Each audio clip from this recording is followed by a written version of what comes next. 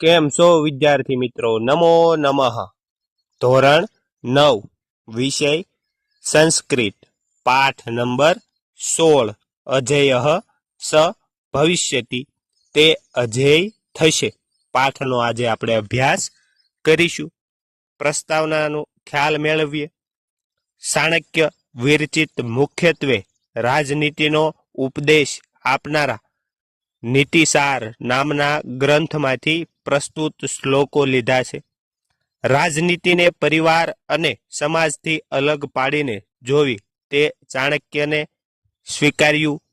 સ્વીકાર્ય ન હતું. તેથી તેઓ રાજનીતિના ઉપદેશની સાથે માનવ જીવનના દરેક ક્ષેત્રને આવરી લે તેવા ઉપદેશો આપતા રહ્યા છે. ચાણક્યની એ વાત પણ હંમેશા યાદ રાખવા જેવી છે કે માણસ જો સતર્ક બનીને વિચારપૂર્ણ રીતે દુનિયાને જોતા શીખી જાય તો દુનિયાની બધી જ વસ્તુઓ અને ઘટનાઓ તેને વ્યવહારોચિત અને સુખી થવા માટેના કર્મોનો ઉપદેશ આપતી રહે છે, જેને અનુસરીને માણસ પોતાના જીવનને ઉત્તમ બનાવી શકે છે. આપણી આસપાસ વિચરતા વિવિધ પ્રાણીઓને ભલે આપણે સારા અને ખરાબની શ્રેણીમાં વિભાજિત કરતા હોઈએ, પણ ચાણક્ય જેવા વિદ્વાનોએ તેમની પાસેથી સતત કંઈક ને કંઈક શીખતા રહે છે. આવા જ એક પ્રસંગમાં સિંહ અને બગલામાંથી એક, કૂતરા પાસેથી 6, ગધેડા પાસેથી 3, કાગડા પાસેથી 5 અને કૂકડા પાસેથી 4 ગુણો શીખવા માટેની પ્રેરણા આપતા નિમ્નલિખિત પદ્યો ચાણક્યએ રચ્યા છે. મનુષ્ય પોતાના વ્યક્તિત્વના વિકાસ માટે અને જીવન સફળ બનાવવા માટે આ તમામ 20 ગુણોને જાણી લેવા જોઈએ અને તેમને વ્યવહારમાં આચરવા જોઈએ.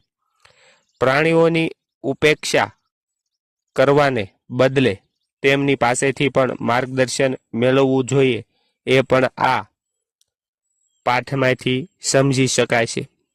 પહેલા નંબરના શ્લોકનું અધ્યયન કરીએ. સિંહાદેકમ બકાદેકમ ષટશુનઃ ત્રીણિ ગર્ધભાત વાયસ સાપચ્ચ શિક્ષેશ્ય સત્વારી કુક્કુટાદપી. જોઈએ અનુવાદ.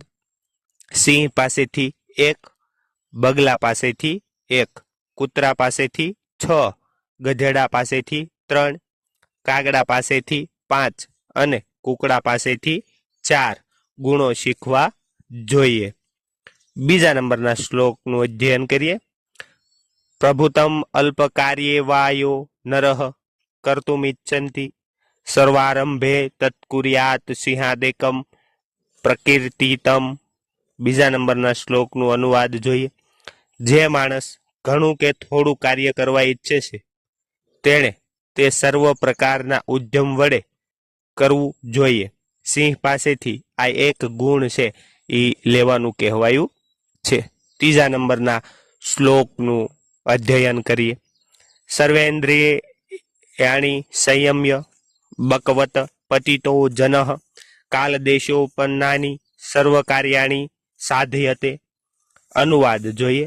બધી ઇન્દ્રિયોને સંયમિત કરીને બગલાની જેમ પડેલા સમજદાર માણસે કાળ અને દેશના સંદર્ભમાં પ્રાપ્ત થયેલા બધા કાર્યો સિદ્ધ કરવા જોઈએ.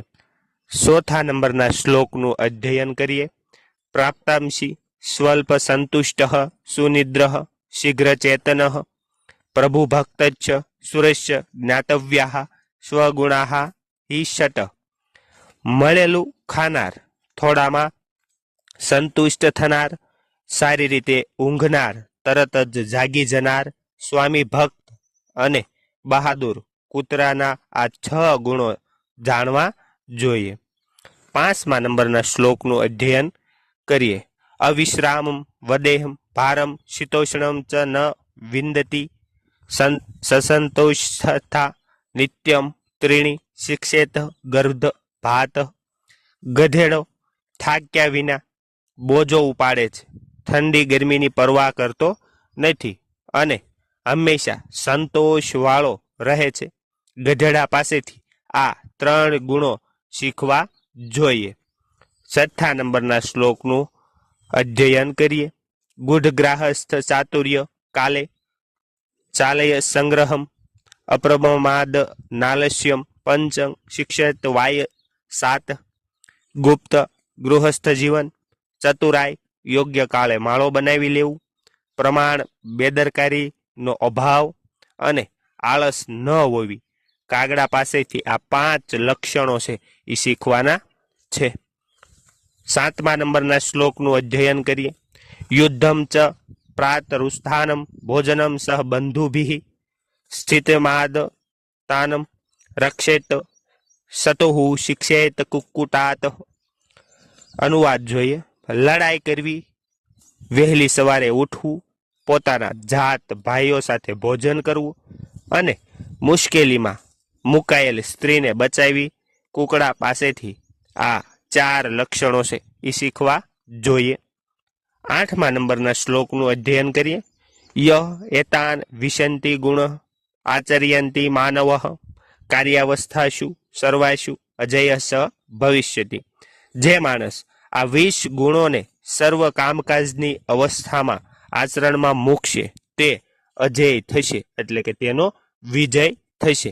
આ તો પાઠ નંબર 6 અજય સ ભવિષ્યતિ, તે અજેય થશે. મિત્રો, વિડીયો ગમ્યો હોય તો આગળ મોકલવાનું ભૂલતા નહીં. લાઈક કરજો, સબસ્ક્રાઈબ કરજો અને શેર કરજો. મળીએ આગળના વિડીયોમાં. આભાર. Thank you. ધન્યવાદ.